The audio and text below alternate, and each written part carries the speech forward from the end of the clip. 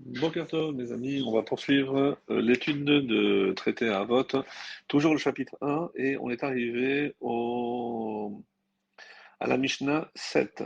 La Mishnah 7, c'est la suite donc de la précédente, puisqu'on avait cité les deux maîtres. L'un, rappelez-vous, c'était Yoshua ben Perachia, le maître normalement de celui qu'on appelle Yeshu, et Nitai HaArbeli, donc c'est l'enseignement dans la Mishnah 7 de Nitai HaArbeli.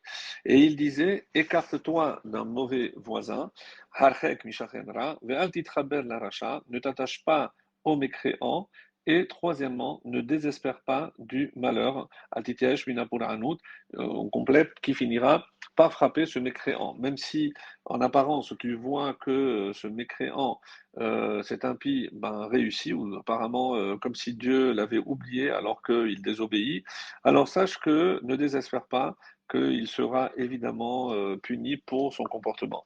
Alors, le Rav Obadia de Bartinora explique pourquoi écarte-toi d'un mauvais voisin afin que tu ne sois pas inspiré par ses mauvaises actions, parce que évidemment tu risques d'être influencé, et alors de plus tu seras frappé avec lui lors de sa chute. De là on apprend que si Hachem punit le mécréant, et ben si il y a quelqu'un qui est à ses côtés, donc son voisin, c'est pour ça qu'on nous dit Shachenra, il faut s'éloigner d'un mauvais voisin. En effet, comme disent nos Chachamim, dans le traité de Negaïm, chapitre 12, la Mishnah 6, Oy la rachav et Oy la shcheno, malheur au mécréant et malheur à son voisin. C'est la raison pour laquelle donc il poursuit surtout de ne pas t'attacher aux mécréants. Ne t'attache pas aux mécréants, en effet, ainsi les Rachamim ont dit, en parlant des habitants de la ville de Sédom, dans le chapitre 25 de Pirkei de Rabbi Eliezer, concernant celui qui s'attache aux mécréants, même s'il n'a pas agi comme eux, eh ben, il recevra malgré tout une punition comparable à la leur. À quoi cela ressemble-t-il? On avait vu la comparaison par rapport aux sages, quand quelqu'un rentre dans une parfumerie.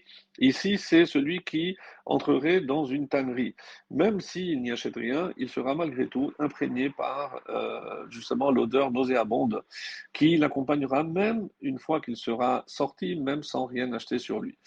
Et le troisième point sur lequel il insiste, ne désespère pas du malheur qui finira par le frapper. En effet, ne te dis pas, ce mécréant réussit dans tout ce qu'il entreprend. C'est le principe même de Rachar Vetovlo, le mécréant qui réussit. Vetovlo. Allons donc nous attacher, puisque si lui, apparemment, même en se comportant de la sorte, tout lui réussit, alors moi aussi, je vais m'attacher à lui, puisque si, comme l'expression dit, l'heure lui sourit, alors si le mazal, le destin lui est favorable, alors je vais me coller à lui. C'est pour cela que ce maître, Nitai Arbeli, rajoute, ne désespère pas du malheur, en d'autres termes, sache que le malheur viendra s'abattre sur lui de manière rapide.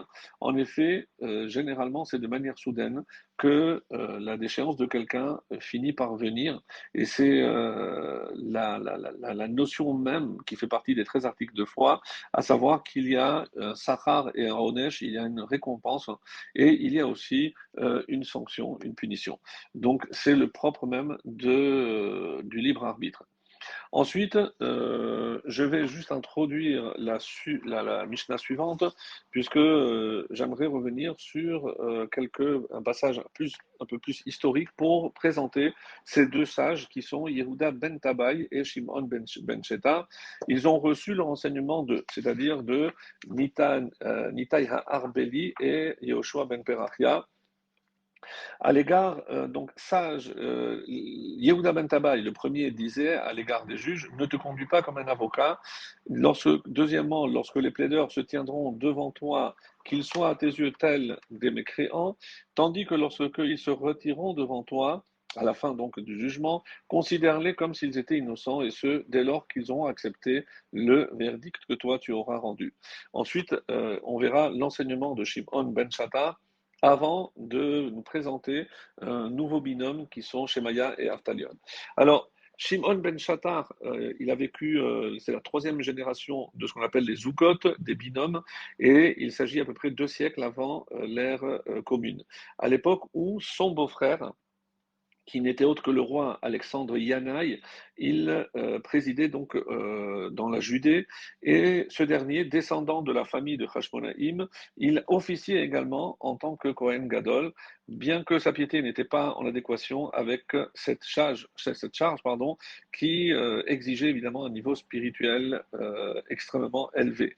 Malgré les événements de Hanouka qui eurent lieu quelques années auparavant, et qui a permis donc à la Judée d'être débarrassée de cet envahisseur grec, Shimon ben Shatta a vécu une période un peu trouble de l'histoire des Chachamim, des sages d'Israël, à un moment où les Sadducéens avaient le vent en poupe, donc ils détenaient vraiment une certaine puissance, et surtout qu'ils étaient représentés par Yochanan Kohen Gadol, dont on a déjà parlé, un représentant au poste le plus élevé, puisqu'il était Kohen Gadol, et même le Sanhedrin a aussi été infiltré de nombreux Sadducéens qui ont essayé de pervertir les lois et les coutumes.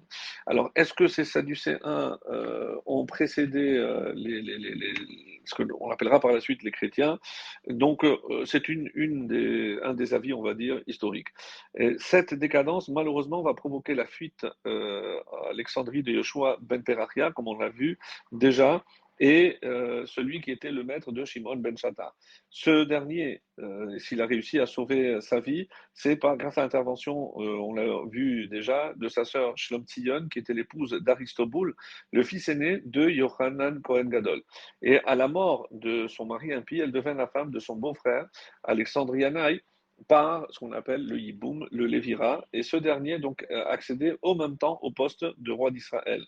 Ainsi, bien qu'il fût lui-même, il était sadducéen comme son père, et qu'il a fait exécuter la plupart des sages d'Israël, Alexandre Yanaï accepta, sur l'insistance de sa femme, de nommer Shimon ben Shetar au plus haut poste du Sanhedrin, celui de Nassi, et ce, alors que la majorité donc des membres de Sanhedrin étaient des sadducéens.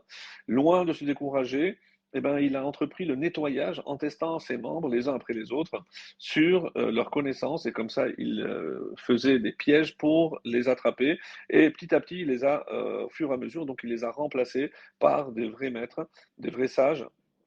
Et une fois qu'il a réussi, il a appelé son maître, Yehoshua ben Perachia, pour qu'il revienne à Jérusalem.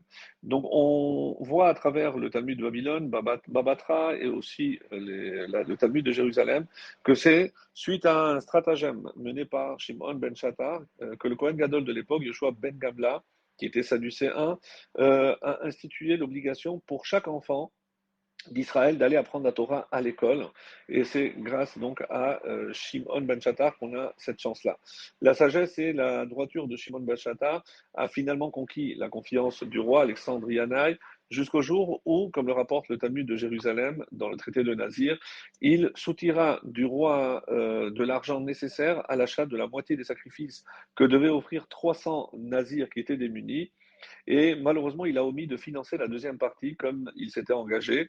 Il a été dénoncé par les Sadducéens de la cour du roi, et il a dû fuir Jérusalem, déchu, et malheureusement sans un sou, il parvenait à subvenir à ses besoins, comme le témoigne le Talmud, en travaillant le lin. Il s'est caché longtemps pour que le roi le croit mort, et en attendant, donc, le roi a appelé Yehuda ben Tabai, celui qui est présenté dans cette Mishnah, pour occuper le poste vacant de Nassi. Et quelques années plus tard, après avoir appris que Shimon Beshetar était encore en vie, et surtout l'insistance de notables de la cour, qui ont vanté les vertus de son beau-frère, que le roi Alexandre Yanaï a accepté de pardonner, et il a permis à Shimon ben Chattar de retourner à Jérusalem pour officier en qualité de Avbeddin, aux côtés de son ami Yehuda ben Tabai. C'est pour ça que cette Mishnah est citée, elle cite les deux maîtres qui étaient des amis. Et Évidemment, loin de lui de reprendre son ancien titre de prince, puisque c'était son collègue qui était déjà en place. C'est d'ailleurs pour ça que on explique que certains considèrent que Shimon ben Chattar était Nassi et d'autres le considèrent comme Av-Beddin. En réalité, il a occupé les deux postes, mais à des époques différentes. Il est d'ailleurs rapporté dans le Talmud de Jérusalem, Sanhedrin, que suite à un conflit qui surgit en ces deux sages sur l'attitude à adopter à l'égard d'un faux témoin, Yehuda ben Tamai s'est engagé, après avoir reconnu son erreur, de ne plus trancher la loi sans soumettre sa position à Shimon ben Chattar au préalable. Et cela donc laisse penser que ce dernier avait repris son poste de Nassi, tandis que Yehuda ben Tabai fut relégué au poste de Av Beddin. Et on verra par la suite que c'est après la mort d'Alexandre Yanaï que la reine, qui prit le pouvoir durant un certain temps, instaura une sorte d'âge d'or où les sages ont repris les commandes du Sanhedrin et les Sadducéens adoptèrent un profil bas. C'est à cette époque, comme va le dire le Talmud dans Ta'anit, que les précipitations pluviales furent bénies, et ce qui pour conséquence que, comme c'est rapporté, que les blés étaient gros comme des reins de bœuf et les grains d'orge épais comme des olives.